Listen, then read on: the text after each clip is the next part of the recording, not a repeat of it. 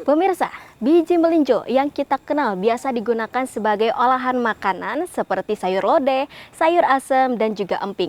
Ternyata bukan hanya bijinya saja yang bisa digunakan sebagai bahan makanan. Kulitnya pun sangat bermanfaat bagi kesehatan tubuh kita dan juga bisa dibuat sebagai olahan makanan. Seperti halnya kreator kita pada kali ini, Ibu Marlina yang membuat olahan makanan dari kulit melinjo.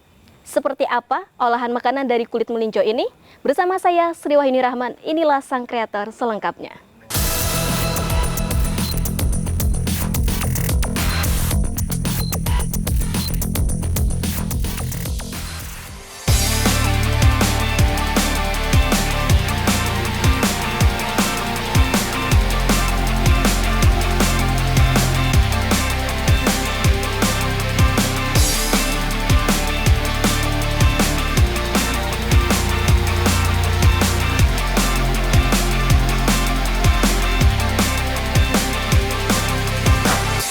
Oke pemirsa, sekarang saya sudah bersama Ibu Marlina atau yang biasa dipanggil Umi. Halo Umi, apa kabar? Halo. Nah Umi, saya tuh kepo, ingin tahu bagaimana proses pembuatan dari si kumal ini ya. Kumal itu apa sih? Kumal itu adalah kulit melinjo, lalu kita olah menjadi keripik makanan ringan ya. Nah, penasaran juga apa sih pertama kali yang membuat Umi tergagas untuk membuat olahan ini? Ya, awal mulanya saya sama rekan itu melihat bahwa kulit ini tuh amat sangat sayang ketika dibuang percuma begitu saja nggak berguna kan ya, karena ini tuh intinya atau kulit melinjonya itu dibuat emping ya. Nah terus kulitnya ini kan mubazir. Bisa apa ini, bisa dimanfaatkan untuk apa? Dan selain karena saya lihat juga bahwa kulit melinjo itu kan ternyata banyak sekali manfaatnya kan. Apa aja tuh Mi? Itu kan kalau melinjonya isinya sendiri itu kan biasanya bikin asam urat. Nah justru ini coba searching di Google deh. Itu bisa membuat obat asam urat katanya seperti itu ya. Tapi kan karena sudah diolah dan menjadi keripik dan kena minyak ya otomatis agak berkurang sih. Tapi setidaknya ini bisa kita manfaatkan untuk makanan ringan yang insya Allah juga rasanya juga unik ya. Jadi bisa dimakan oleh semua kalangan, oleh anak-anak juga bisa. Karena kita ada bermacam varian rasa ya, oleh orang remaja bisa, orang tua juga bisa. Oke, dari tahun berapa Umi tergagas untuk membuat si kumal ini?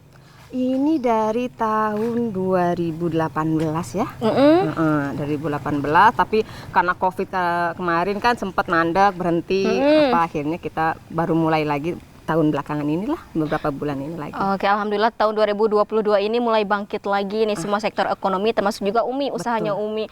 Umi, boleh dong, saya juga penasaran ingin tahu langsung bagaimana proses pembuatannya dari awal sampai akhir. Oke, boleh. Oke, sekarang kita proses awalnya apa nih Mi? Ini sebelumnya ini dari awalnya kita sudah ambil dari petani ya, sudah berbentuk kulit ya, karena isinya sudah dipakai buat emping. Kita bawa ke sini, lalu kita kulit yang mutunya ini bagus ini kita cuci terlebih dahulu sampai bersih. Kita pilihin, otomatis kita pilih karena dia kalau nggak dipilih itu ada yang busuk-busuk ini bikin pahit ya. Nah, jadi bisa terlihat. Nah ini pertama kita cuci bersih dulu, lalu setelah itu ditiriskan. Kemudian nanti proses selanjutnya digoreng. Oke, nanti nih setelah dipilah, dipilih dan juga dicuci bersih ada proses selanjutnya yakni menggoreng. Penasaran ingin tahu seperti apa? Tetap di Sang Kreator. Oke, sekarang kita ke proses penggorengan ya Umi ya? Iya, kita proses menggoreng sekarang. Oke, boleh dong Mi, dijelaskan nih Mi. Suhunya harus berapa? Terus tingkat kematangannya seperti apa? Ini tuh pokoknya minyak yang tingkatnya paling panas, supaya dia ketika masuk udah langsung berbaur sama minyaknya itu langsung ini belum begitu panas Neng ya. Jadi harus paling panas minyaknya karena ini kandungan airnya kan banyak ya. Jadi ketika digoreng itu otomatis makan waktu lama gitu. Jadi otomatis minyaknya pun harus panas dulu baru bisa dimasukin. Oke, jadi Umi sebenarnya prosesnya itu cukup mudah ya, dari mulai kita memilih si bahan utamanya, si kulitnya, terus dicuci sampai bersih, ditiriskan, langsung digoreng saja. Iya, digoreng. Oke. Nah, untuk proses penggorengannya sendiri itu butuh waktu berapa lama, Mi? Kurang lebih 20 menit lah ya. Kurang lebih 20 menit kita menggorengnya. Karena harus benar-benar Kering. ya. Oke. Nah, Mi, kalau cirinya ini udah bisa diangkat nih, kayak gimana tuh si teksturnya? Adakah perubahan warna atau seperti apa? Ya, dia otomatis warnanya akan berubah lebih pekat ya, lebih coklat tua gitu ya. Karena kan awalnya merah ya, otomatis dia warnanya, kalau bahasa Sunda mah mutahnya. Jadi luntur ya warnanya, di minyak gitu ya. Nah, ketika tahu matang atau tidaknya akan sendirinya akan garing, dia akan tidak crispy ada gitu kadar, ya? Tidak ada kadar airnya lagi lah. Oke, penasaran kan pemirsa, ingin tahu proses penggorengannya? Yuk langsung aja kita lihat. Oke, ayo Mi. Enggak.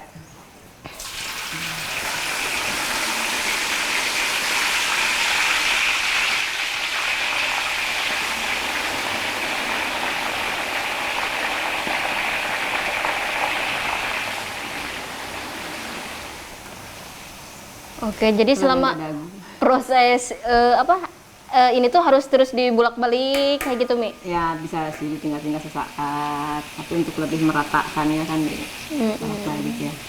Biasanya sehari Umi bisa bikin berapa kilo? Sehari itu kan kita teteh ini yang kerja itu paling 2 jam. Kalau untuk menggoreng ya, paling 2 jam. Dan itu 20 kilo bisa. Kalau 20 kilo ya itu 2-3 jam lah ya. Oke.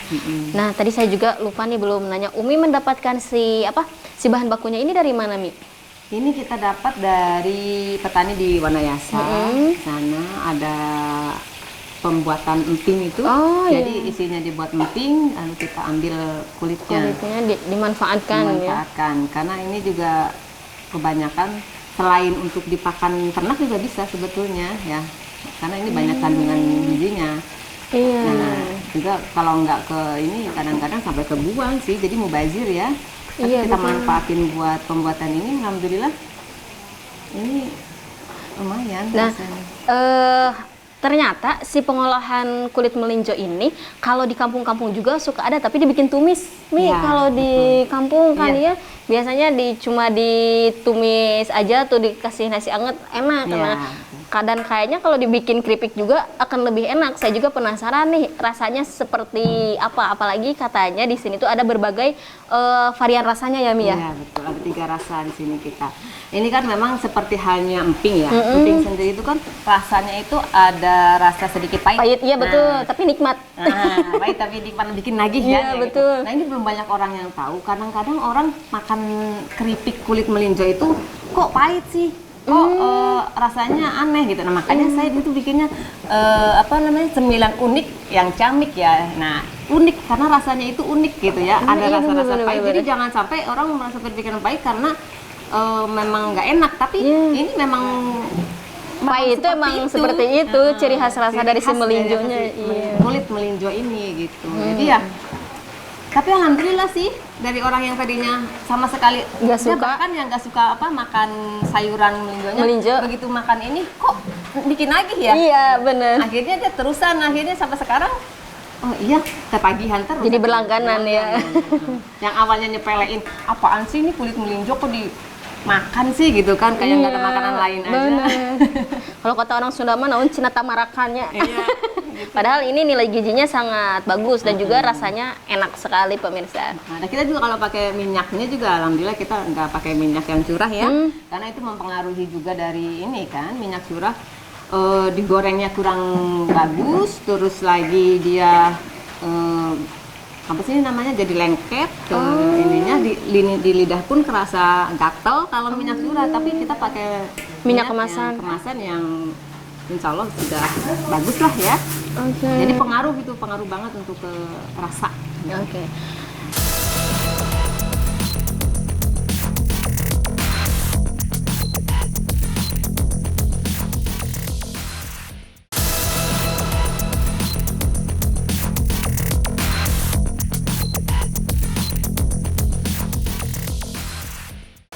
Oke, sudah 20 menit dan sudah mulai kita tiriskan nih, yang sudah kering, yang sudah matang.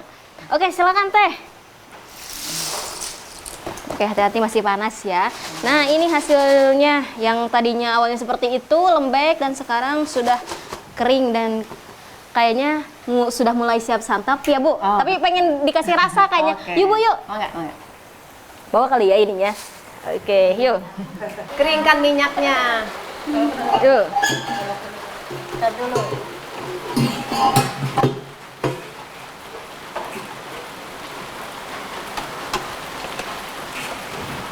Itu Mbak wadah. Oke pemirsa, tadi sudah ditiriskan tapi ini masih banyak minyaknya. Jadi harus kita spinner biar benar-benar kering nih. Nanti di kemasannya juga tidak terlalu berminyak. Betul.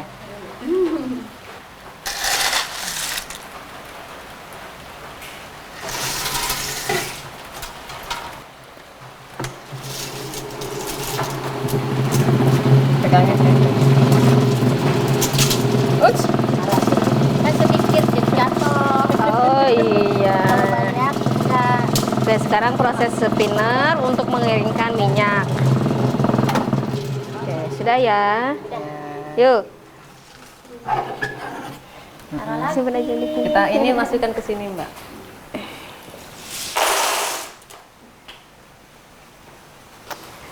Oke, jadi si kumel ini sebenarnya ada berapa varian rasa, Bu?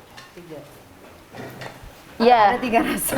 Oke, ada 3 rasa. Ada rasa apa aja nih? Iya, kita di sini ada 3 rasa ya. Ada rasa sapi panggang. Oke. Itu biasa original ya sebetulnya, tapi di kita rasa sapi panggang. Terus ada rasa pedas julid sama rasa balado. Oh, oke. Ada rasa sapi panggang, pedas juli, dan juga ada rasa balado. Nah, sekarang ini kita yang rasa apa? Pedas. Pedas ya. Oke, rasa pedas. Kemasannya yang mana nih, Bu? Ini. Oke, yang ini nih. Yuk, kita bikin dulu untuk kemasan yang pedas ini. Tuh, kerasa ya? Si pedasnya menyengat ke hidung. Jadi benar-benar pedas sepertinya. Oke, di sini sudah ada berat bersihnya nih 100 gram pemirsa. Jadi untuk satu kemasan ini biasanya ukurannya 100 gram, nanti ditimbang sama Umi.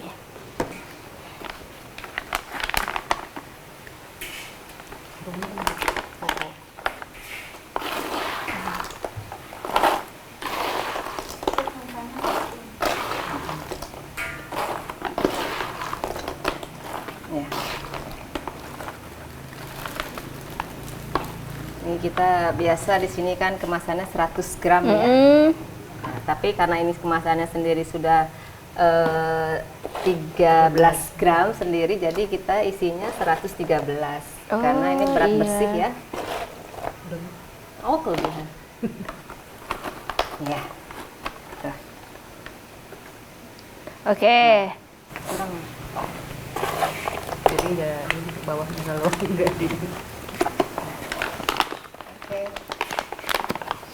Sudah panas?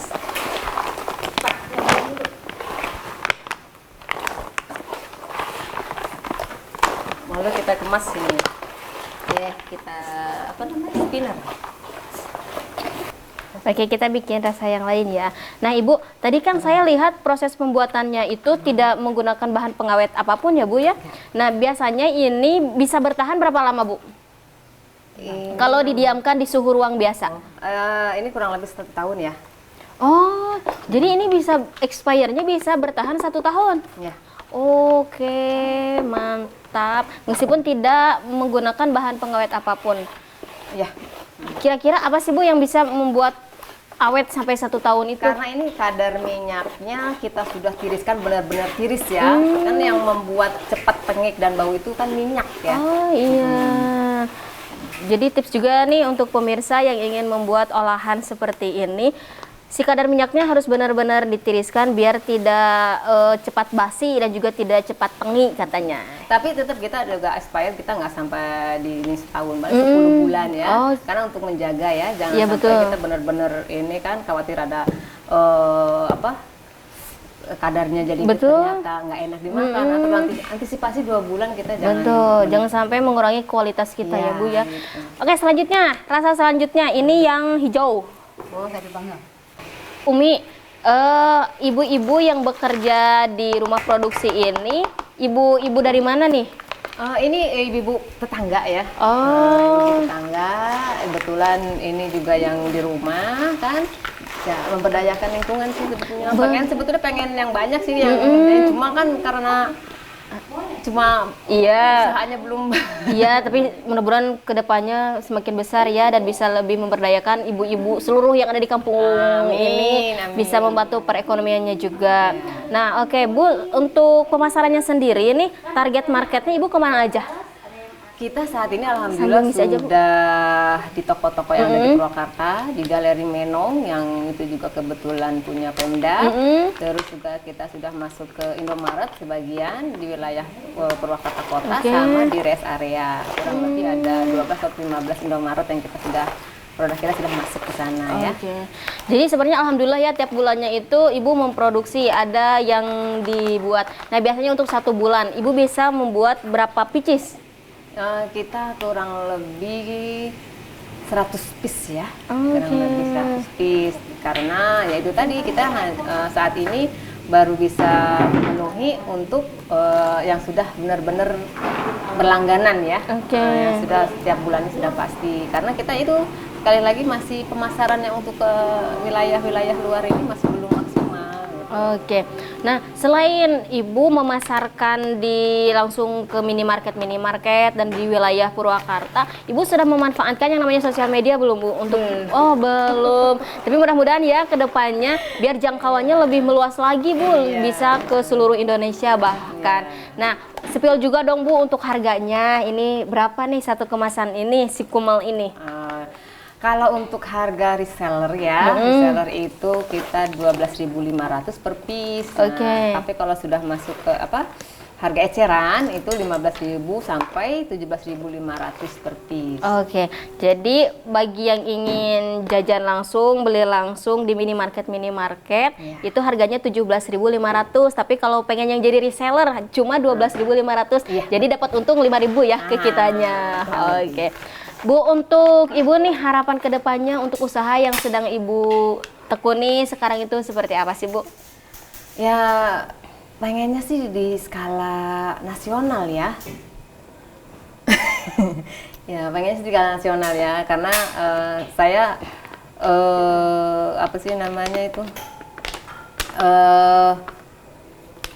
optimis ini bisa bersaing di kala ini ya makanan-makanan ringan ini karena ini masih sedikit ya orang yang memproduksi mungkin bukan cuma ini ada beberapa apalagi kan ini wilayah-wilayah tertentu seperti hanya di Cirebon, di Majalengka, di Banten itu memang sudah mengenal yang namanya kulit melinjo. Tetapi pengolahannya itu berbeda-beda kan. Nah saya optimisnya ini bisa menjadi makanan yang selain ada nilai gizinya juga rasanya unik gitu dan rasanya juga bisa diterima oleh masyarakat. Makanya saya ingin ini ya mudah-mudahan dengan masuknya TVRI ini bisa di skala nasional gitu. Karena saat ini sih memang sudah ada beberapa yang ke Sukabumi ada, yang ke Jakarta juga ada, yang apalagi di daerah Purwakarta juga sudah banyak gitu ya. Ya mudah-mudahan bisa berkembang lebih luas. Alhamdulillah ya. Sedikit-sedikit tetapi insya Allah kedepannya akan menjadi bukit, akan semakin besar usaha yang Ibu tekuni ini. Yang awalnya sangat peduli dengan limbah dari kulit melinjo dan bisa memberdayakan ibu-ibu di sekitar lingkungan sini menjadi karyawannya. Semoga kedepannya usaha yang Ibu tekuni semakin maju lagi, semakin sukses lagi ya Bu ya. Dan semoga juga apa yang dibuat oleh Ibu ini, oleh Umi, bisa menginspirasi pemirsa semua yang ada di rumah. Sekian Sang Kreator pada episode kali ini. Saya Sri Rahman pamit undur diri. Sampai jumpa kembali di episode Sang Kreator berikutnya.